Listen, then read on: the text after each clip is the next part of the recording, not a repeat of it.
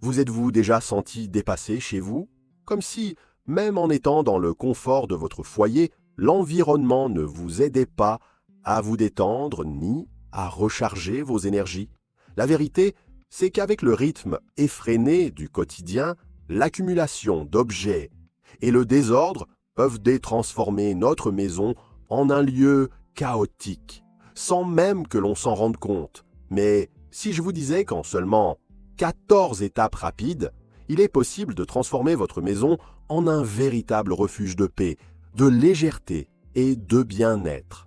Je suis le facilitateur et dans cette vidéo, je vais vous montrer un processus de désencombrement ou débarrassage, comme on l'appelle souvent, qui peut complètement changer l'énergie de votre maison. Et mieux encore, c'est un processus que tout le monde peut suivre, même avec peu de temps ou de ressources. On commence? La première étape pour renouveler l'énergie de la maison est simple mais puissante. Laissez entrer la lumière naturelle.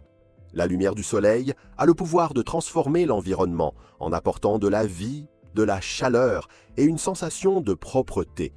Une maison sombre, même si elle est propre, donne une impression de lassitude et de désordre. Alors, ouvrez les rideaux, éloignez les meubles qui bloquent les fenêtres et nettoyez les vitres.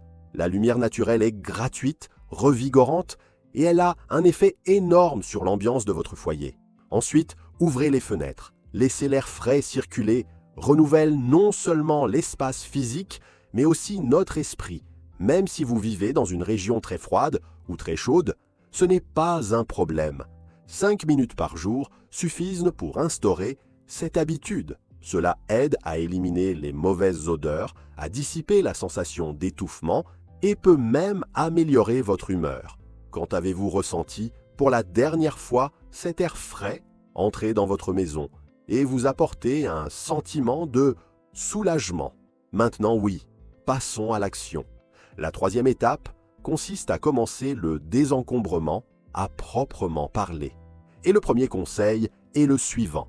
Commencez par les coins les plus problématiques.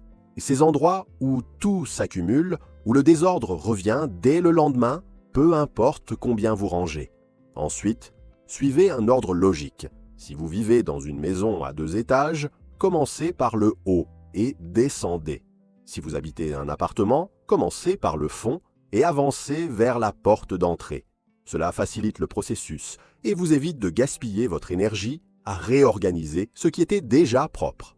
Si le détachement est une difficulté pour vous, commencez par quelque chose de facile, les papiers. Jetez les documents inutiles, les papiers expirés, les brouillons anciens. Conservez uniquement ce qui est vraiment important, comme les certificats, les contrats et les documents officiels.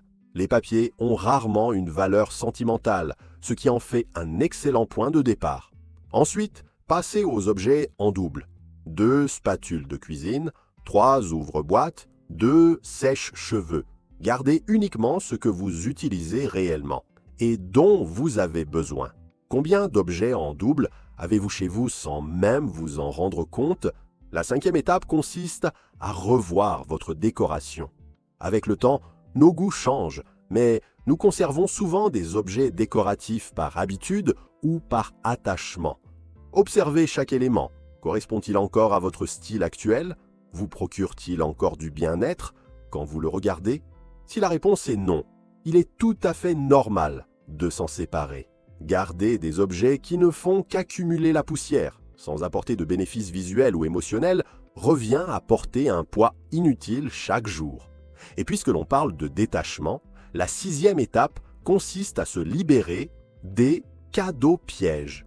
Vous savez, ce vase que vous a offert votre belle-mère, mais que vous n'avez jamais aimé, ou ce t-shirt qui ne vous va plus, mais que vous a offert une amie chère. Ces objets peuvent être chargés de culpabilité, et c'est justement pour cela qu'il faut les gérer avec conscience. S'ils ont une grande valeur sentimentale, rangez-les dans une boîte à souvenirs.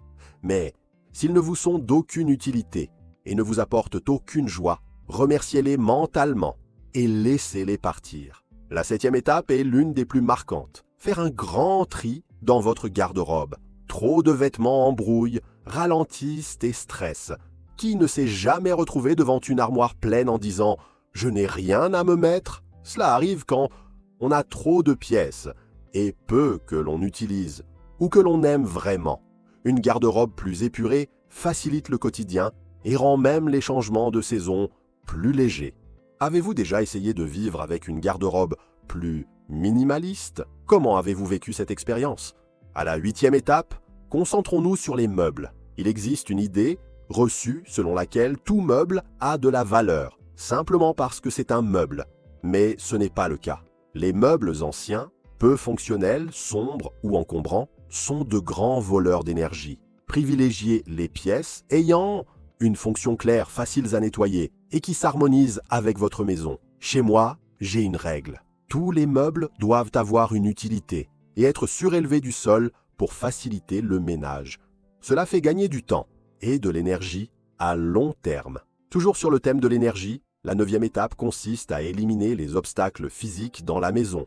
Parfois, nous avons des meubles ou des objets qui gênent littéralement le passage. Cette table contre laquelle vous vous cognez tout le temps, ce rideau qui s'en mêle à chaque passage. Ces petites contrariétés épuisent notre énergie sans que l'on s'en rende compte. Un bon conseil est d'opter pour des meubles à roulettes ou faciles à déplacer afin de pouvoir adapter l'espace selon les besoins. En arrivant à la 10e étape, il est temps de nettoyer. Oui, le bon vieux ménage. À chaque fois que vous vous débarrassez d'objets, il était nécessaire de nettoyer l'espace avant de le réorganiser. Et inutile d'utiliser des produits chers ou compliqués. De l'eau, du savon neutre, du vinaigre blanc, de l'alcool et du bicarbonate de soude suffisent largement pour créer des mélanges efficaces. Réduire le nombre de produits ménagers simplifie également le quotidien et fait économiser de l'argent. Avoir 4 ou 5 produits qui font tout est bien plus fonctionnel que de remplir les placards avec des dizaines de produits différents. Avec une maison propre et désencombrée, passons à la 11e étape, élever l'ambiance avec de bonnes sensations. Et ici, les arômes font toute la différence. L'odeur d'un espace influence directement notre humeur et notre motivation. Vous pouvez utiliser des bougies parfumées de bonne qualité, des diffuseurs avec des huiles essentielles ou des astuces simples comme verser quelques gouttes d'huile essentielle sur du papier aluminium placé sur le radiateur ou dans l'eau chaude du seau de nettoyage. Privilégiez les senteurs naturelles et évitez les sprays artificiels, souvent agressifs pour la santé. La 12e étape consiste à harmoniser l'esthétique de votre maison avec votre moment de vie. Et ici, oubliez les règles strictes. Le minimalisme ne veut pas dire vivre uniquement avec du blanc et du gris. Si un ton plus chaud sur le canapé ou un tapis coloré vous apporte de la chaleur et du bien-être, alors misez là-dessus. Ce qui compte, c'est que votre maison reflète qui vous êtes aujourd'hui et qu'elle vous apaise, sans vous agiter. Quelle couleur et quel style reflètent votre personnalité en ce moment? On approche de la fin. La 13e étape consiste à prendre conscience que ce processus ne s'arrête jamais. Le désordre revient si l'on ne reste pas vigilant. C'est pourquoi mettre en place de petites routines hebdomadaires ou mensuelles de révision est essentiel. Cela peut être une journée fixe pour réorganiser le tiroir de la salle de bain ou un rappel mensuel pour revoir les papiers du bureau, l'entretien et ce qui garantit que votre maison reste un espace léger et fonctionnel. Enfin, la 14e étape, cultiver des habitudes qui renforcent cette nouvelle atmosphère. Une maison propre, organisée et fonctionnelle est le reflet d'attitudes cohérentes. Créez des rituels qui vous aident à maintenir l'énergie de l'environnement en équilibre. Cela peut être d'ouvrir les fenêtres le matin, d'allumer une bougie parfumée le soir ou de consacrer 10 minutes par jour à ranger quelque chose. Souvenez-vous, il ne s'agit pas de perfection, mais de soins constants. Désencombrer sa maison, ce n'est pas seulement jeter des choses. C'est un processus de reconnexion avec l'essentiel, un processus qui permet de créer un espace qui soutient votre vie et reflète qui vous êtes. Quand la maison est en paix, l'esprit le ressent aussi. Alors, pourquoi ne pas commencer aujourd'hui même votre processus de désencombrement?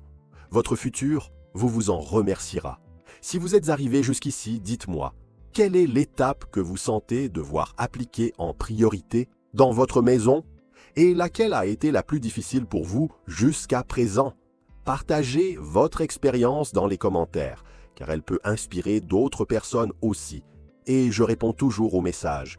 Laissez un petit j'aime à la vidéo si elle vous a été utile et abonnez-vous à la chaîne pour recevoir plus de contenu précieux comme celui-ci. J'ai laissé 2 vidéos à l'écran qui peuvent aussi vous aider dans votre quotidien. Ça vaut le coup d'y jeter un œil. Un grand merci et à très bientôt pour une nouvelle vidéo.